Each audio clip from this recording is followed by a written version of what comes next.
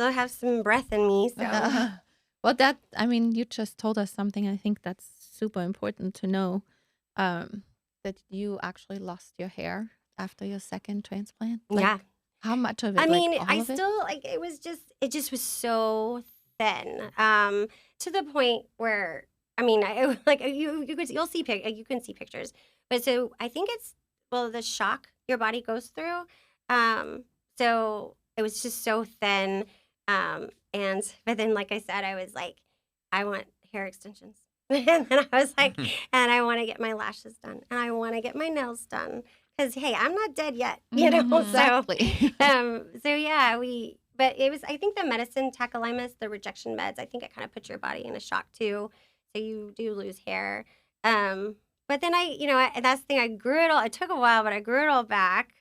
But then I might lose it again. I don't know. I didn't lose it on my first time. I think I just lost it on my second because I was dying. Part of it had to have been the fact that you were in an ICU bed for like 30 days. Yeah. I didn't eat for 40 days, I think. And I didn't, yeah. Well, I mean, she had a trach. Mm-hmm. So she was, for, like 5 weeks before she could eat. And I remember, like, you weren't there, and I was by myself, and they were like, you can eat now. Because I think they were worried about, like, if you swallow aspirating, is that what it was, babe? Like, so I finally proved them that I could swallow. And I was like, oh my gosh, I'm going to eat. And he wasn't there. So I just ordered all this Chinese food. And I was like so excited. And I took one bite and I couldn't taste it. Because it all tasted so bad. Oh, and I was like, and I had cranberry juice, which I love, and like a Sprite. I mean, I was all about to just like dig in. And I guess after 40 days, like not being able to eat, I don't know if your taste buds like go take a nap for a while, or the medicines and just the surgery. So it took a long time to get my taste back too. So I was just like, really? I'm hungry. Did things taste different? Do you like things differently? Or? Well, the thing, no. But I will say this is a weird CF thing. I have really bad CF sinuses, and so I don't have a sense of smell. Oh, right. I know, right? That's like, yeah. So I actually eat more for texture. I mean, I do taste, like, so your tongue can taste salt, sour, sweet, bitter. But when then you add a smell to it, it apparently it intensifies it like by 1,000. So I have like 5 tastes. And then I eat for texture. Like Scott makes fun of me because I'll be like, that tastes crunchy, or that, I don't, or I can't taste that at all. So taste has always been weird anyways. But I was just like, after 40 days, like thinking I was about to eat. And disappointed. That's a little, that kind of brought me, I was a little like, really? Okay, I'm going to be mad. Because I just wanted to eat. Yeah. But because I had to prove, so, because again, they're all up in there with their nerves and cutting everything. And so it makes it hard to swallow. And so they were so worried that if I ate and swallowed it, the food went to my lungs, it could give you pneumonia. Oh my gosh. So I had to prove that I could swallow again. I had to actually too, it's like, I had to prove that I could live on my own. What is it, like physical therapy where it's occupational therapy? So I had to prove that I could shave my legs. So like I'm like literally like naked or shaving my leg, proving that I can like do things, function. Wow. And so I had to like kind of prove again like that I can live on my own.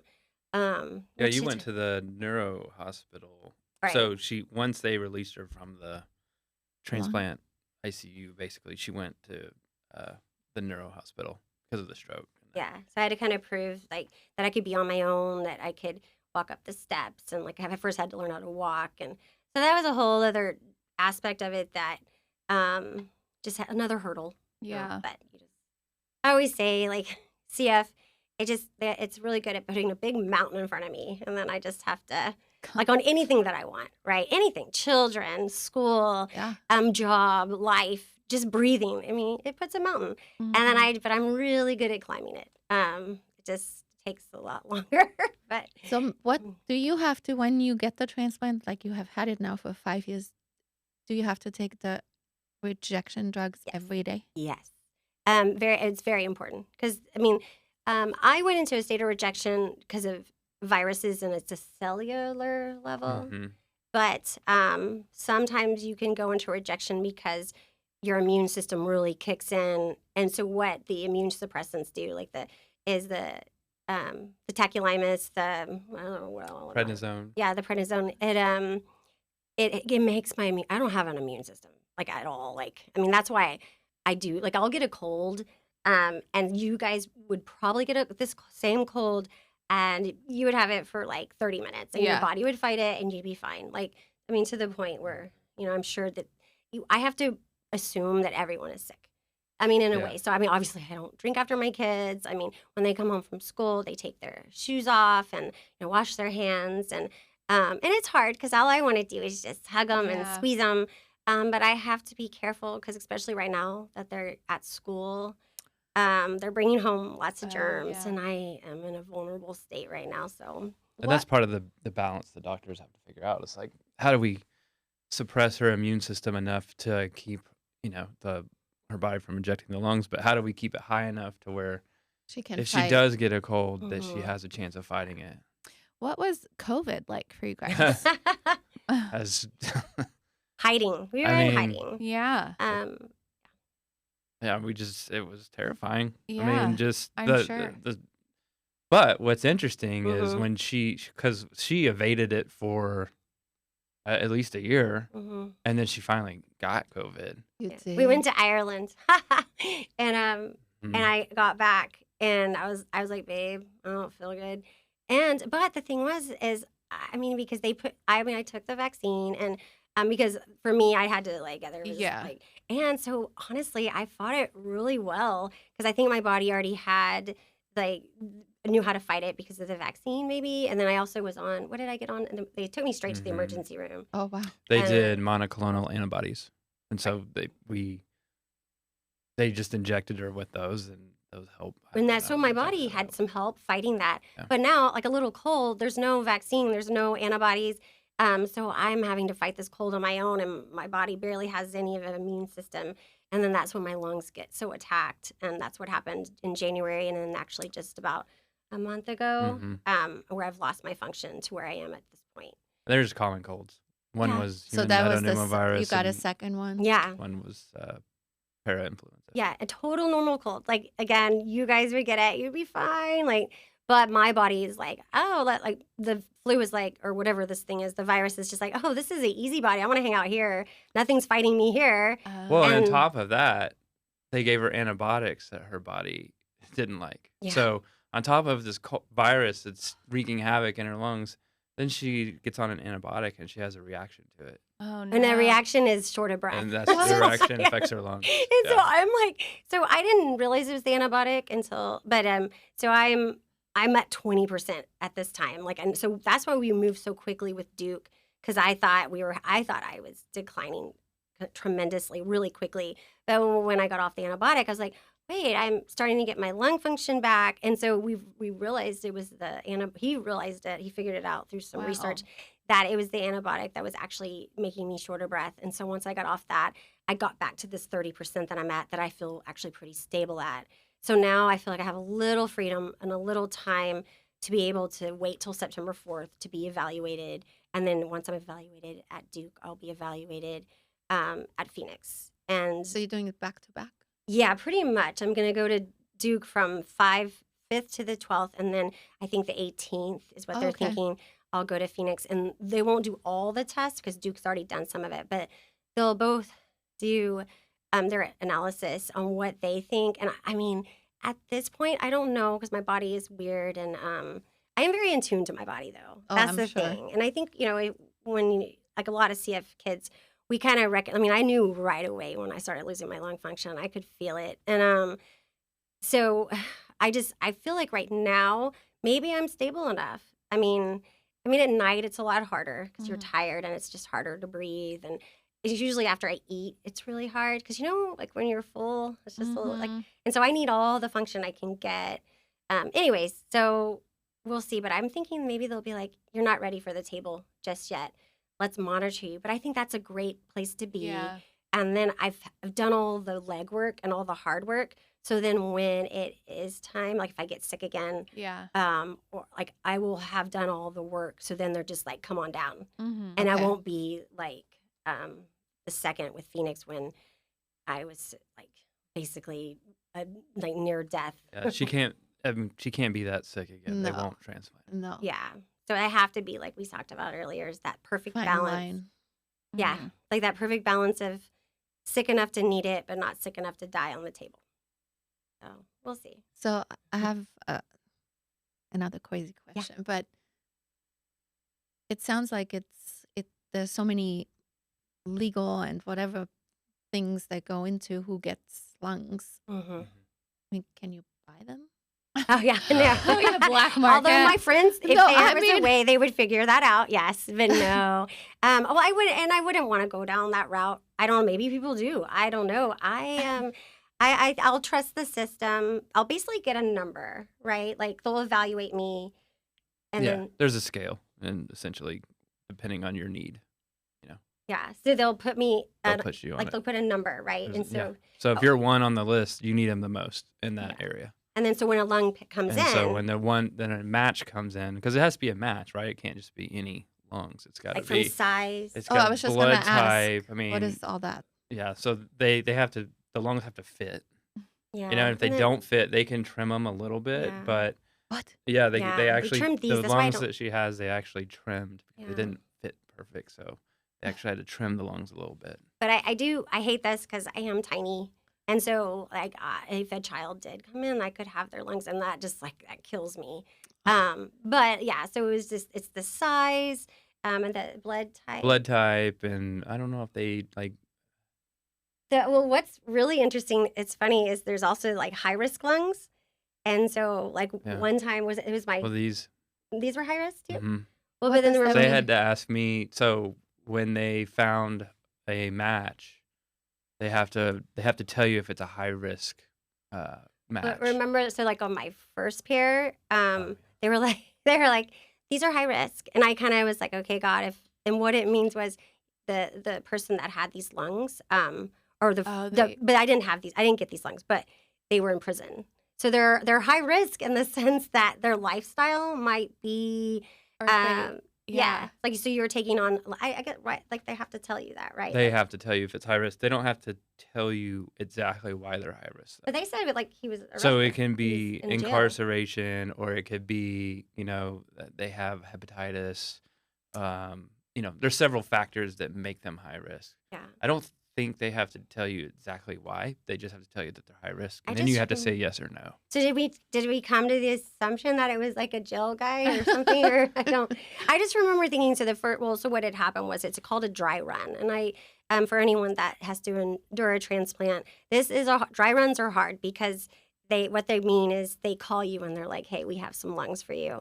And they're like, so you get there, you do all the blood work and you're about to get these lungs. And then they're like, it's no good. Like either the lungs aren't good or they are high risk, or actually for my dry run, I had a fever, and you cannot be transplanted with a fever because you have to be kind of healthy, which is weird because you're not healthy.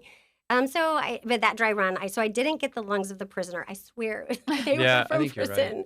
And I remember And maybe they do tell you, because I think now that I think about it, the ones you have now, the person had hepatitis. Yeah. And then so I had to take pills to make sure I don't get hepatitis, which at the time we're like, we'll take whatever. Yeah, I'm like, of course. I'll take it.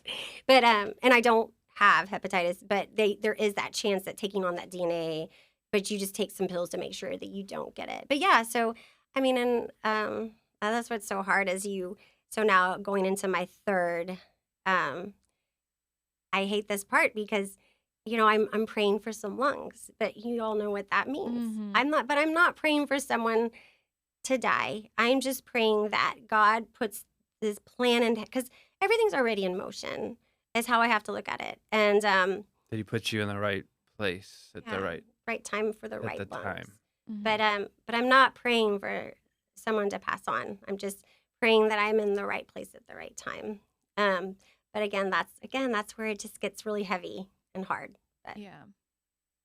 But then that in a way is their path. I yeah. feel like. Yeah. And then, I mean, there's nothing you can do to stop their path. Right. So then your path would be to receive them and should be grateful and Yeah. glad and not be so burdened, because that's Right. already their path. Yeah. Well, no, Exactly. yeah. Are you an organ donor? Yeah, she's like, I don't know. Oh, I am. It's on your license. You can pick it. Oh, I don't know. Well, I do, but I think like when I think about, like, I see what you're saying, but if I think about why I say yes to do that, like, it doesn't do anything for me not to, because I know you can donate everything, like skin, eye, like everything. So I feel like it's so neat. Like, I think it's cool, like to you do can that. Save to almost help others. seven people. Like one person can save up to 7 people. I mean, like face transplant, eyes, skin, bones. More positive spin. Like, I think it's neat. Like, I think it's so cool. Right. Instead of, and I love that you feel that way because, and that's a very selfish. There's that word again. Selfless. Selfless attitude.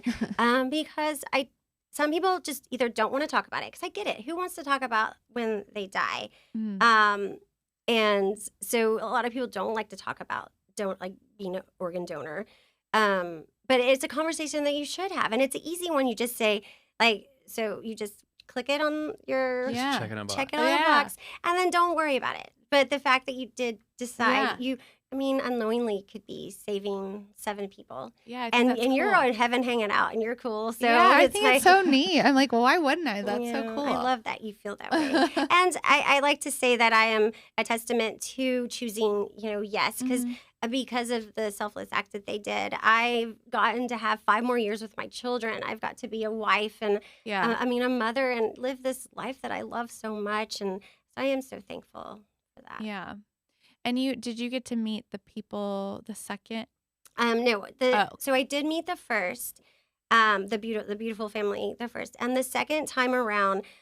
So how it works is you write a letter to Transplant Alliance, and then the person, like the family of the person that donated their organs, will write a letter and say, "Hey, we would like to meet who received our loved one's organs," and I will write a letter. I would like to meet the family who donated. Had the lost their loved one.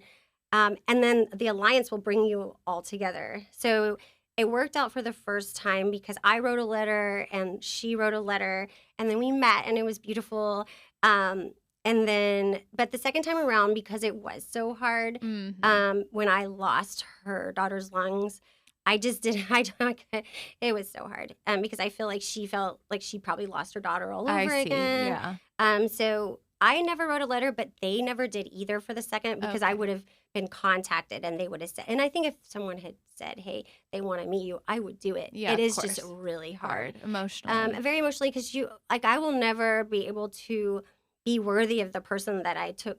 And again, I did not take their place, but the person that gave me the gift, though they lost a loved one, and I will never be them, and I'm not worthy enough to be them, and I can't take their place, and so it's just I'm not enough, right? So this family, I just feel like they've lost a loved one, and but you gave it a really good shot. Yeah, not your fault. It's hard. That's so a hard dynamic. What made your body reject those lungs? Because that's rather quickly, right? Yeah, that is. I think my body just was like strong and was just like, "What are these?" and just said no. Just didn't want them. You just don't ever really know. It can be, there's different types of rejection. So it could be that, there's donor antibodies that pop up and cause rejection. And there can be chronic allograft rejection, which is what she's experiencing now. What is that? It's called chronic allograft rejection. And it's basically, clad. And it's basically your airways just tighten up. So you're just being attacked, I guess? Like my cells are being attacked, right? And then it causes your airways to just the inflammation and swell and basically close up, and then they scar. Yeah. But I think the photopheresis that I'm doing now that, works to scramble my white blood cells, I think that's what's keeping me kind of stable. And I swear prayers. I really do think the whole reason why I'm able to be full functioning right now on 30% is prayer. There's the only way I can explain it, because, I just feel him carrying me. It's the coolest feeling. How many medications do you have to take every day? A good 25 pills in the morning and 25 at night. What? Yeah, I don't even, and I can do it all at once. Oh. I'm a pill popper since I was little, because I remember being at CF camp, and which you can't have CF camp anymore, which is really funny because, CF kids I don't know if you ever saw the movie 6 Feet Apart. So my youngest daughter told me about this. That when we talked about you, she said, "Do you know that they can't be around each other?" And I go, "I never had no idea." No. Yeah, so we again, it's that whole like we get a virus. Like this is just when we have cystic fibrosis. This is even before transplant. We get a virus and it's called cepacia, and we cannot fight that virus, and we will have it forever. But the only people I could get it from is another CFer because she can't fight or he can't fight that disease. So we were all hanging out at CF camp together, like had no clue that cepacia was that dangerous. Or I don't know, I'm sure the doctors got smart and figured it out because obviously camp was canceled. But anyway, so yeah, once we get sick, with that's it. And it's really, you can't have a transplant once you have cepacia. What? Yeah. And so and a lot of people are always just like, oh, so you had to endure so much with cystic fibrosis. Why didn't you just get a lung transplant? And like once you can have one, my story is exactly why, because rejection isn't the foolproof like cure. Yeah. Really, the true cure is curing cystic fibrosis, which they are so close. There's so many drugs